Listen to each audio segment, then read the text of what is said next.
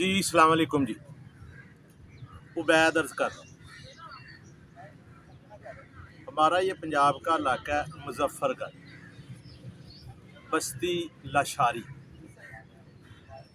اس میں کل ایک اندوناک بھیانک واقعہ ہوا۔ ایک لڑکی ہے 19 20 21 سال کی، بالکل ہلکی عمر کی،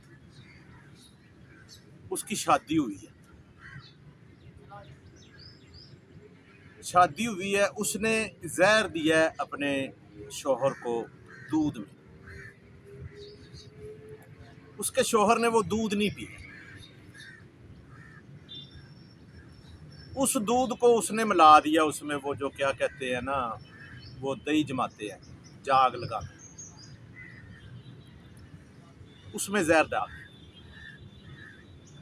صبح اس کی لسی بن گئی ہے۔ وہ لسی 27 بندوں نے پی۔ 27 شخص ہیں جنہوں نے وہ لسی پی ہے۔ آن دی اسپاٹ 14 افراد ہلاک ہو گئے۔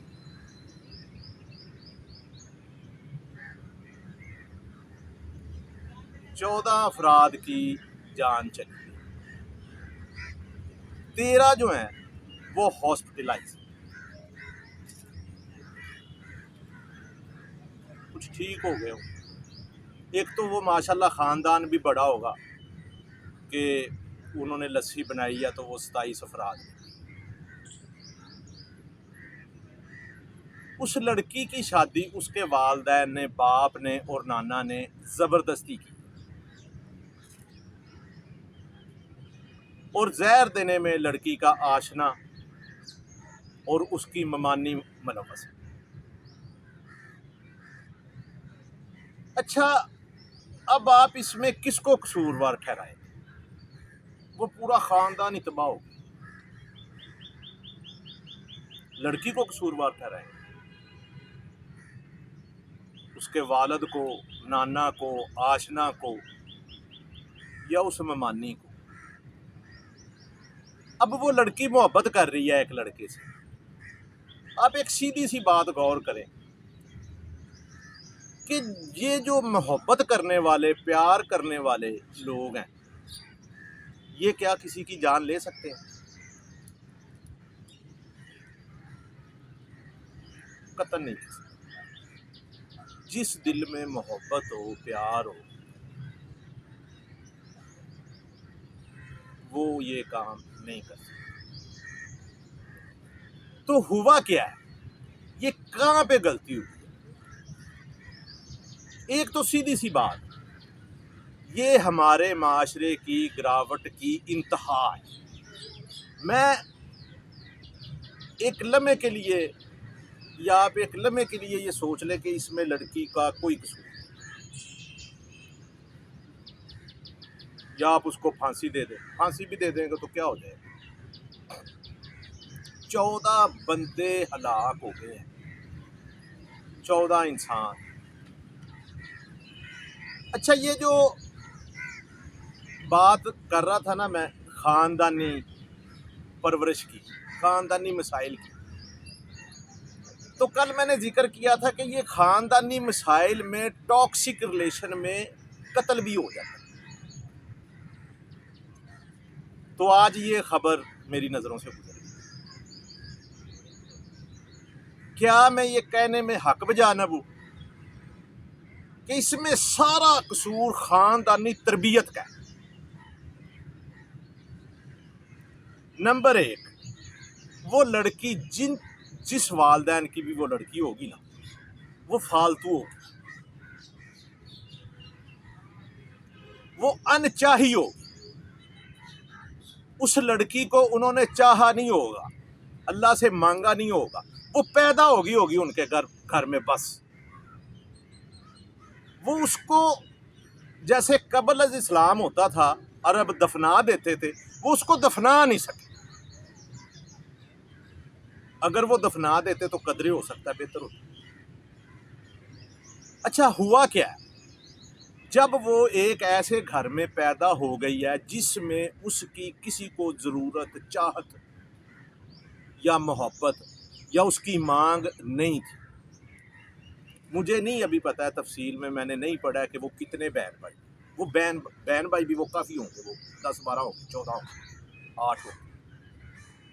لیکن ایک بات میں آپ کو کنفرم کر دیتا ہوں کہ وہ لڑکی اس گھر میں بن بلائی، بن چاہی، بن مانگی، اور اس کی کسی کو کوئی ضرورت نہیں ہوگی. اس لڑکی کا جو انٹرویو ہے تھوڑا سا، اس میں اس کو کوئی ایسا شرمندگی نہیں ہے. اس طرح جس طرح نہ اس کے اندر سے کوئی پیس نکلی. اس نے کہا ٹھیک ہے دے دے آپ مجھے پھانسی، لیکن اس کو کوئی اندر نہ سکون ملا. جب آپ کو اپنے گھر میں یہ محسوس ہو جائے کہ ہماری، میں نے دیکھا ہے اکثر بچوں کو کہتے ہو کہ جی آپ نے ہمیں پیدا کر دیا، آپ ہماری ذمہ داری نہیں اٹھا رہے، آپ ہمیں اون نہیں کر رہے، آپ ہمارے خرچے نہیں اٹھا رہے.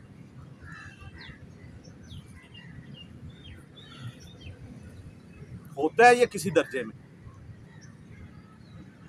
میں یہ نہیں، اس بحث میں نہیں میں پڑھنا چاہتا کہ منصوبہ بندی کرنی چاہیے، بچے کتنے پیدا کرنے چاہیے، بچے کتنے پیدا نہیں کرنے چاہیے.